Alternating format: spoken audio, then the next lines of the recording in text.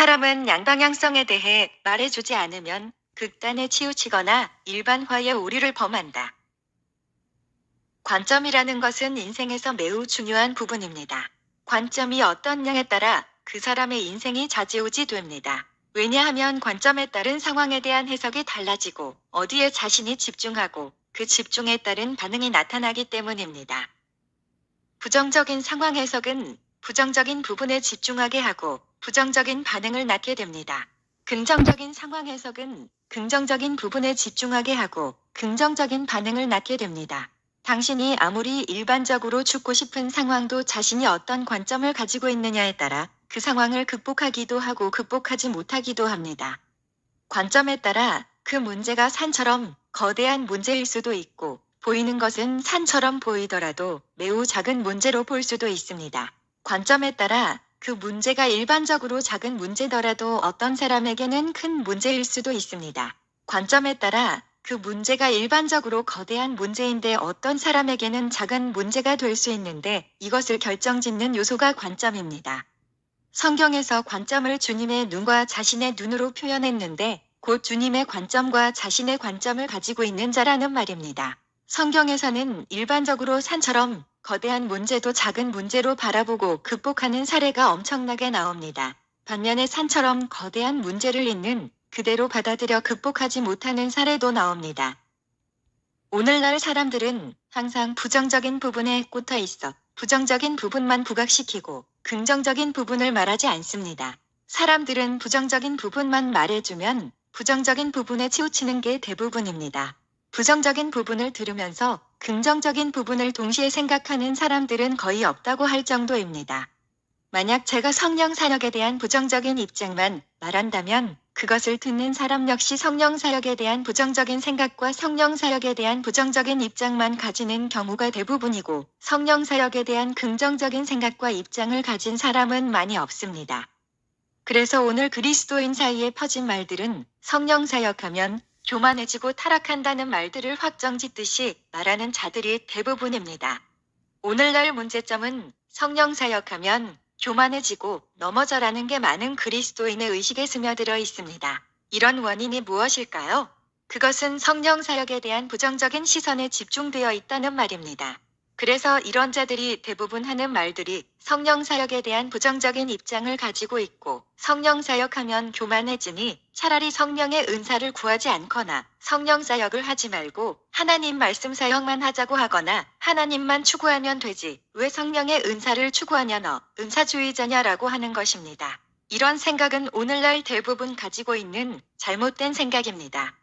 이런 생각을 가지고 있기 때문에 성령의 은사를 열망하지 못하는 것입니다. 왜냐하면 나도 성령의 은사로 사역하면 교만해지고 타락해지고 문제를 발생시킨다는 생각이 잠재의식에 박혀 있기 때문에 성령의 은사를 구하는 기도를 하다가도 이런 생각이 성령의 은사를 구하는 기도 성령 사역을 풀어놓는 행함 있는 믿음을 가지지 못하게 하고 실패에 대한 두려움, 염려에 사로잡히게 합니다.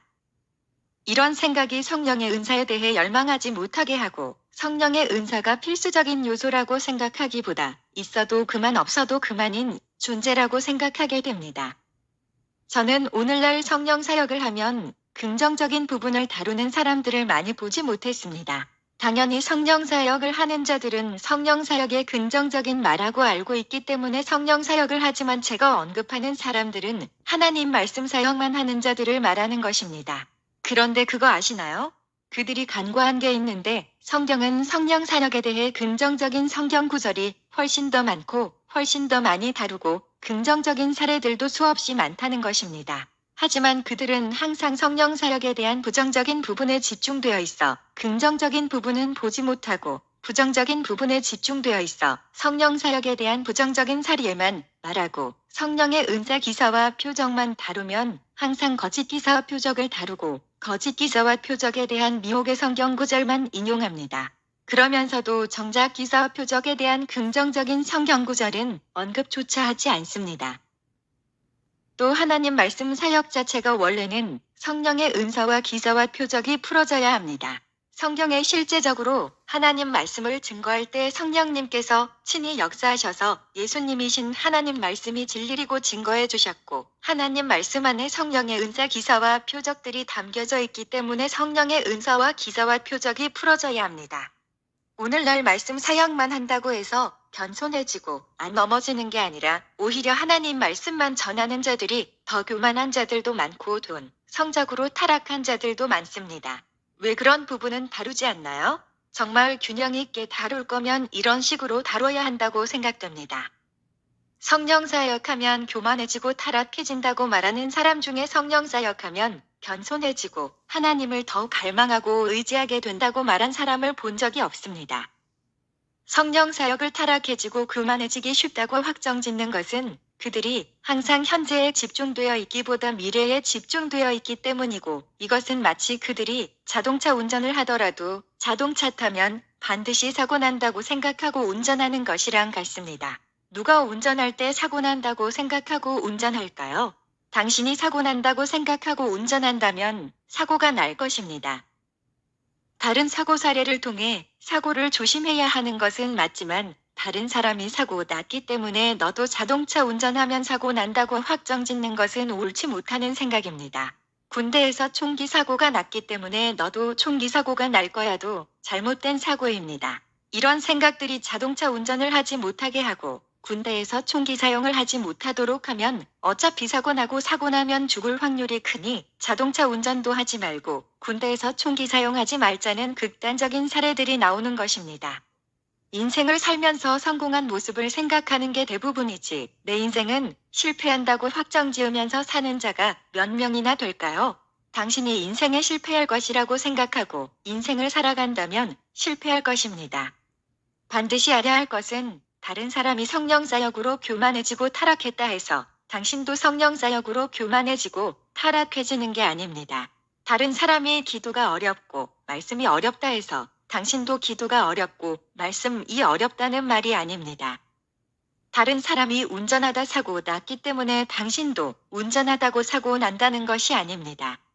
다른 사람이 군대에서 총기 사고를 냈다고 해서 당신이 군대를 가서 총기 사고를 낸다는 게 아닙니다. 다른 사람이 암, 당뇨 등으로 죽었다 해서 당신도 죽는다는 이야기가 아닙니다. 하지만 오늘날 그리스도인의 사고방식은 다른 사람이 성령의 은사를 활용해서 타락하고 교만해지고 문제를 일으키니 너도 성령 사역하면 그렇게 될 거야 라고 확정짓듯이 생각하고 살아갑니다. 일반화를 시키고 극단적이고 편협적인 사고방식에서 나오는 생각들입니다. 오늘날 이런 극단적인 해결법이 바로 체벌을 금지하는 경우입니다. 체벌에 대한 부정적인 사례, 감정적인 폭력, 구타, 일방적인 학대 사례에 집중한 나머지 체벌에 대한 긍정적인 부분은 보지 못하고 체벌을 아예 법적으로 금지한 것이 체벌에 대한 부정적인 부분에만 집중한 결과인 것입니다.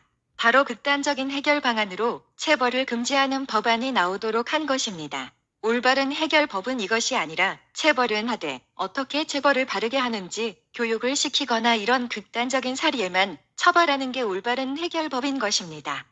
곧 이것은 성령 사역하면 교만해진다는 것을 확정짓는 말도 잘못된 말입니다. 사람들에게 하나님 사랑만 강조하면 사람들은 사랑의 하나님만 생각하고 그 부분에 집중하지, 그것을 들으면서 동시에 공의의 하나님, 준엄하신 하나님을 생각하는 자는 거의 없습니다.